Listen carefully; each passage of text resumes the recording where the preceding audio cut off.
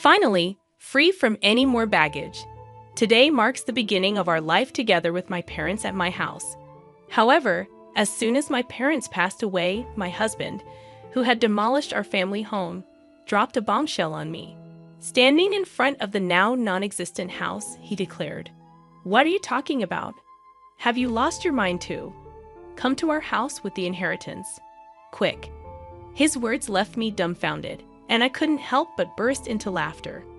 Ah, I see. That's what this was all about.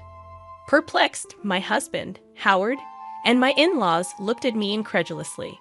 What? Why are you laughing? I revealed the truth to them. My name is Deborah Jackson. I was born into an ordinary salaried worker family. I married Howard at 29, raised 2 children, and now, at 55, I expected a quiet life with my husband. But life took an unexpected turn. I recounted the challenges of caring for my ailing parents, particularly my mother's battle with cancer. Despite my efforts, my husband's reaction to living with my sick mother was unexpected and less than supportive. I suggested living with my mother for her sake, but Howard was reluctant. His complaints about meals, cleaning, and laundry were hurtful.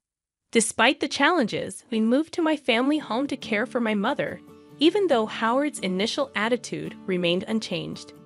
As time passed, my mother's health deteriorated, leading to her hospitalization and eventual passing. Despite the emotional turmoil, Howard's lack of support during the funeral preparations left me deeply disappointed. In times like these, one wishes for their spouse's support. However, Howard was off to the side with his parents, not helping with the funeral preparations. Even during the funeral, he remained at the back of the relatives section. "Howard, I wish you would sit in the family area." I couldn't help but wish for the support that never came. When I suggested that Howard should sit with me in the family area during my mother's funeral, he responded, "No, I'm fine here. I'm not a blood relative after all." His mother, who was listening, interjected, "He's your husband, but not your mother's son, right? Howard is my son, so he's an outsider. An outsider, that's right. Howard's parents are just us. Deborah should sit in the family area alone." Even his parents echoed the sentiment, stating that Howard should not be in the family area. While seating arrangements for family members may vary by region, in our area, it's customary for sons-in-law to sit in the family area. Predictably, with Howard not in the family area, distant relatives started whispering and speculating about our relationship. After the funeral, we returned home with my brother's family, children, Howard, and his parents. Despite their insensitive remarks, I thanked Howard's parents for coming and served them coffee. However, their callousness reached new heights when they casually remarked about the condolence money being tough on them, implying relief at the end of the financial burden with my mother's passing. Stunned by their words, I forced a smile and left the room. Overhearing Howard and his parents' conversation, I learned more about their true feelings. Howard complained about living with someone else, and his parents joined in mocking me. It wasn't the first time. They had always been disrespectful, even during our marriage, reflecting on their lack of concern during my father's funeral and mother's death. I questioned Howard's behavior as a person. I realized that I had been overly considerate of him, feeling guilty for imposing the living arrangement. Angry and resentful, I silently listened to their laughter and chatter. Later, in a conversation between Howard and his parents, they openly disapproved of my defiance regarding my mother's belongings. When they tried to take my mother's bag, I firmly refused, stating my intention to distribute her keepsakes among family members later. This led to a heated argument, with Howard and his parents leaving angrily, labeling me an outsider. Despite explaining the situation to everyone, Howard didn't return home for some time. When he finally did, he surprised me by showing concern and suggesting a trip for me and the kids, even providing travel vouchers. Though unexpected, I couldn't help but feel a mix of emotions, including gratitude and confusion, at this unexpected gesture from Howard. I wonder if your father felt guilty. I said with a laugh as I decided to gratefully accept the travel vouchers from Howard. Well, I'll beat off then. Yeah, take your time. Since you're at it, stay over at the kids' places, Howard suggested. I can't be away that long, I replied. Just go. I'll relax at my parents' house. Don't worry about me, Howard said, sending me off with those words. Julia was happy to have me over.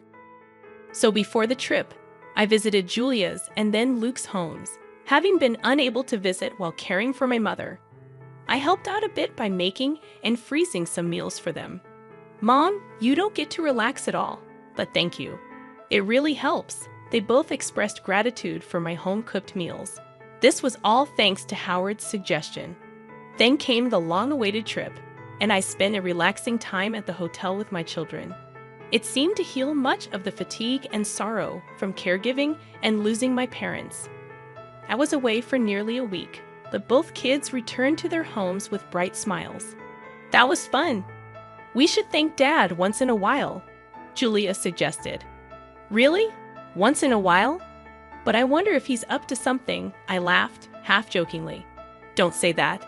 Your father must have had his reasons, Julia replied. I laughed as well, planning to share the memories with Howard and start afresh in our married life. However, upon arriving home, I was at a loss for words. What's going on? The house is... I looked around in confusion, checking my location. Despite being a familiar place, our family home was gone. Then Howard appeared from nowhere, with his parents behind him, smirking at my dumbfounded expression. Howard, what's the meaning of this? I asked. Howard, like his parents, replied with an eerie smile. Finally, the baggage is gone. From today, we'll be living with my parents at my house. What are you talking about? I retorted calmly to Howard's arrogant statement. Then Howard spoke. Lost your mind? Your family home has been demolished. Come to our house with the inheritance. Already, everything you inherited belongs to Howard. I realized what had happened. The disappearance of my house was Howard's doing, all for the sake of inheritance. Despite being overwhelmed with frustration and sadness, I couldn't let Howard have his way. No way, I thought to myself. I burst into laughter at their smirking faces. What? Why are you laughing? What a strange woman. Has she gone mad? My mother-in-law looked at me as if I were something eerie. I faced them and spoke up. Don't you guys know? Know what? I then said to Howard, first of all, I didn't inherit a single penny, so there's no inheritance. I started laughing again after saying this. Maybe they thought they had become rich through inheritance. Their wild imaginations and actions were simply laughable to me. What do you mean? Explain yourself? Howard demanded an explanation, but I remained silent. I thought there was no need to enlighten them before that. I'm not going to live with strangers. If you want to live together, do it alone. Ignoring Howard's question and rejecting his initial proposition, my mother-in-law flared up in anger. You helped with your parents' household, but you won't do ours. You know why I did that, right? I agreed to live together, didn't I? I said we didn't need to live together, but you chose to do so because you didn't want to do housework. My rebuttal left Howard and my mother-in-law biting their lips in frustration and demolishing my family home on your own. There are things you can and can't do. I yelled at them on the spot, then left the scene. Behind me, Howard's voice called out, "Where are you going?" However, I didn't turn back. I had to secure a place to sleep for the night, and I didn't want to see Howard's face. I immediately consulted a lawyer. It couldn't be that easy to demolish a house. The house was still in my mother's name.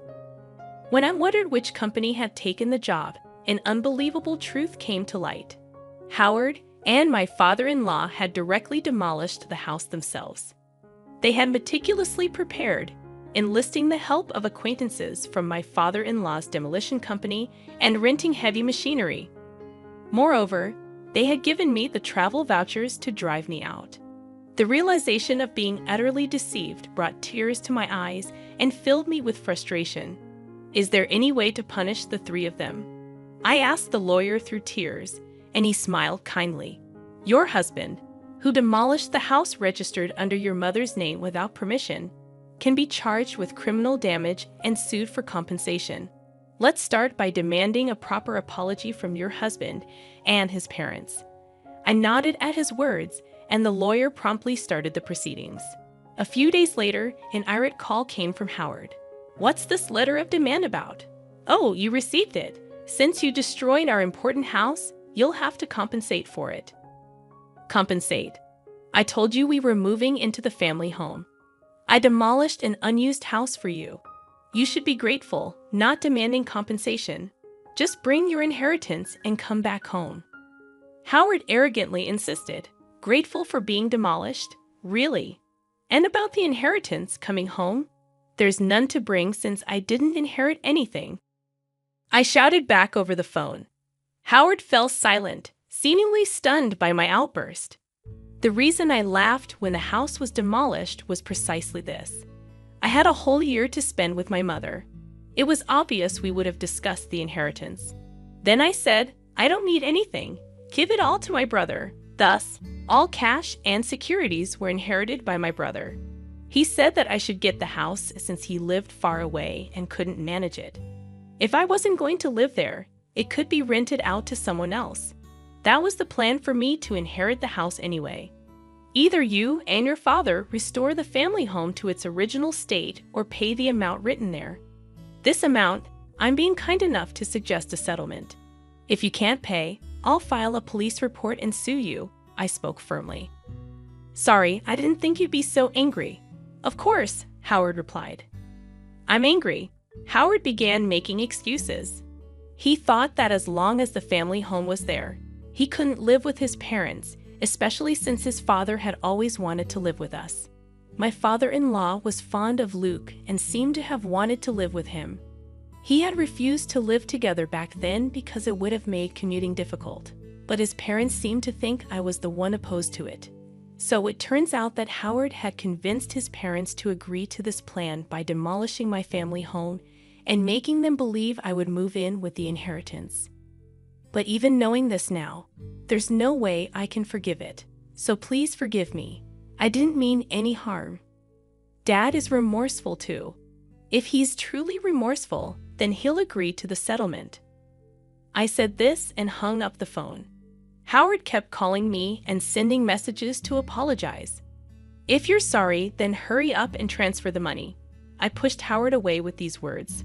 I knew our family home couldn't be restored, but there was no other way to alleviate these unbearable feelings. Afterward, I stayed at Julia's house. My brother's family and my children knew about this. Even though my brother must have been angry about our family home being demolished without his consent, he said, I won't interfere, but I'll lend a hand. Do what you think is right, Deborah. Everyone condemned Howard's actions and supported me. A month passed without any payment for the damages or compensation. During that time, there was no contact from Howard. I couldn't keep relying on Julia's hospitality forever. I wanted to receive the money soon and at least establish a stable living situation. But contrary to my wishes, something unbelievable happened. It was revealed by a comment from Julia. This apron looks a lot like Grandma's, she muttered while showing me her smartphone screen. I was shocked when I saw the screen.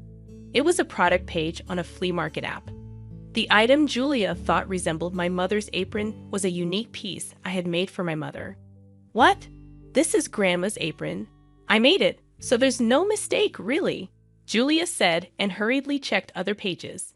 The seller seemed to have registered recently, with no transactions or ratings yet. As I checked the content of the nearly 30 items listed, I was shocked to find that they all belonged to my mother.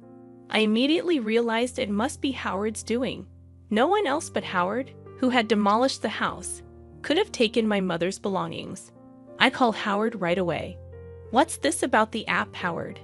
Howard responded, sounding annoyed. Thinking he was playing dumb, I'd angrily confronted him. Don't play dumb. You're selling Mom's belongings, aren't you? Cancel the listings right now. Howard sounded panicked as he replied. What? No, it's not me. Who else would do such a thing? I'm coming over to get everything back. I hung up and immediately went to Howard's parents' house with Julia. Upon arriving at Howard's parents' house, I immediately called out to Howard. He came out to meet us at the entrance, where I confronted him. "I don't know anything about it," Howard said. "Dad, tell the truth." Julia, supporting me, also pressed Howard for answers. He was visibly flustered. While this was happening, Howard's parents, perhaps realizing we were there, showed up too. "Oh, Julia, you're here?" She smiled happily upon seeing Julia. Julia, clearly upset, spoke to her grandmother. "Tell Dad to tell the truth. The truth. It seems like Dad is selling the stuff Grandma passed away." With hearing this, my mother-in-law laughed. Howard looked troubled and kept repeating, "It's not me." Then my mother-in-law spoke loudly. "Howard selling them? That can't be true." But because I'm the one selling them, I felt the blood drain from my face at her words. Howard must have known. He looked at his mother with a "this is bad" expression. Julia was stunned, but my mother-in-law seemed cheerful. "What did you say? It's quite a task, you know. Packaging has to be done carefully, and the photos need to be taken well." She talked about the app as if it was a fun hobby, not realizing she was selling stolen items. I struggled to contain my anger. "Cancel the listing. That's not something Grandma can just sell." Julia, red-faced and teary-eyed, appealed to her grandmother, but my mother-in-law seemed displeased. "What's the big deal? I found a fun hobby. I use what I can, and the rest makes a nice little income. It's good for preventing dementia after all. I'm the only grandma left. And Julia, you want me to stay healthy and live long, right?" My mother-in-law said this nonchalantly. It was clear she wouldn't listen to our pleas. "But if talking won't work, we'll have to take action. Let's go home, Julia." "But it's okay." I left the house, dragging Julia with me. And so, I rushed to the police station. I had not planned to file a report about the house being demolished, but theft was a different matter altogether. When I reported the theft and unauthorized sale of my mother's belongings to the police, they promptly took action. The flea market app company cooperated, and my mother-in-law's account was suspended. This ensured that no more items would be sold. On my way back from the police station, I called Howard. "I had your mother's account suspended. You knew about this, didn't you? You're complicit." "No, I've filed a police report. Please cooperate with the investigation." Howard became frantic at my words. "What? We're family, aren't we? Please withdraw it. Strangers, right? I still haven't received any compensation or damages for the house being demolished, and I see no remorse from you." I was angry, and Howard was at a loss for words. But I am not heartless. Despite everything, I had shared a life with Howard for a long time. Sighing, I realized that there might still be a long road ahead to resolve all these issues. I said, "I'll wait for the money, but I won't forgive the theft. Everything must be returned. And Howard, your father looked very ill. Has he been to the hospital?" "What? I'm not heartless, so I'm just letting you know." I said this and hung up the phone. I had seen my father-in-law earlier, and he hadn't spoken much. He was much thinner than when I last saw him a few months ago, and his face was pasty and unnaturally dark. It was clear that he was not in good health, but I doubted that the family had noticed. My mother-in-law was nonchalantly trying to sell stolen items, and Howard was only bold towards me. That parent and child simply lacked any sense of consideration for others. The next day, my father-in-law called me. I thought he might thank me, but it was the exact opposite. "You're treating me like a sick person, planning to dump me in a hospital to get rid of me, huh? I have to protect Howard and your mother from you. I'm not going to any hospital," he scolded. I was concerned for him, yet this was how he responded. "I apologize if it was out of line. I was just concerned, I'm not weak and short-lived like your parents. Don't patronize me." I was angry at his words, but a few days later, he apparently felt unwell and went to the hospital. The diagnosis was terminal cancer. Howard called me in a panic. "Dad has terminal cancer. What should I do?" I snorted. "That's none of my concern. Remember what you said when I suggested the hospital. You said you're not weak and short-lived like my parents. Deal with it yourself. How can you be so heartless? Who's the heartless one? Did you ever say a kind word when my mother was sick? Reflect on your own actions. I said this and ended the call. As expected, my father-in-law passed away not long after. As a human being, I didn't want to harbor negative feelings towards someone who had passed, but recalling all that had been done and said, I couldn't shed a single tear. After the funeral, a will was found. Despite his claims of not being short-lived, my father-in-law had been thoroughly prepared. The house is to be inherited by my grandson Luke. The rest of my estate is to be divided between my wife and eldest son, it stated. I was surprised to see Luke's name. My father-in-law had always favored Luke, expressing a desire to live with him. Now he must have wanted Luke to live in the house even after his passing. For Luke, this was an unwelcome burden. Renounce the inheritance. You don't want that house, do you? I told Luke, but he was actually pleased to inherit the house.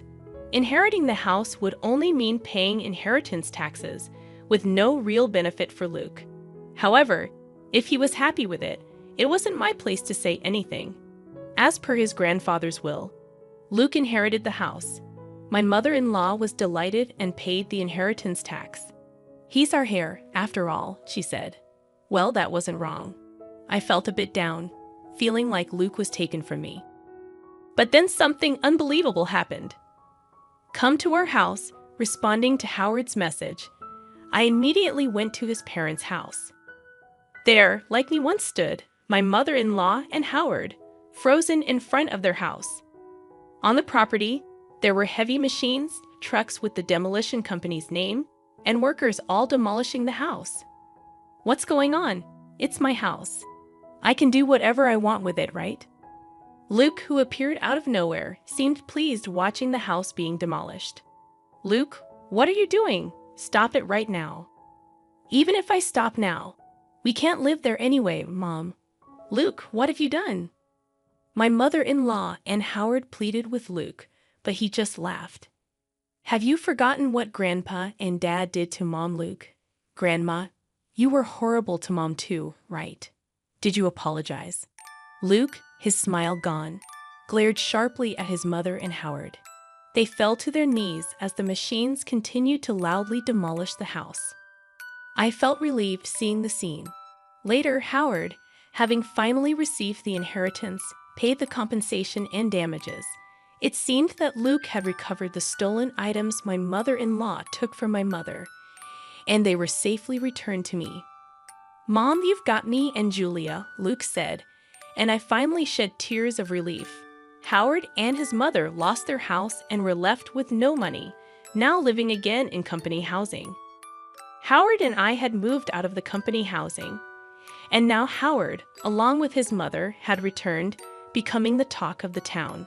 A wife of Howard's colleague, with whom I am on good terms, contacted me, and I explained everything honestly.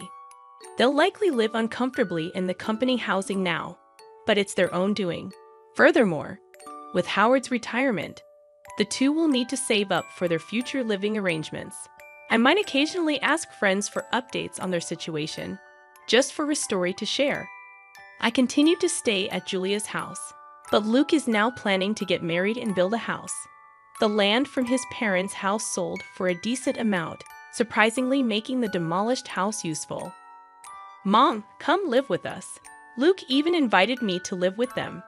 His soon-to-be wife welcomed the idea warmly. I couldn't impose on Julia forever, so I gratefully accepted Luke's offer. I resolved to be a different kind of mother-in-law, hoping to live happily with my new family.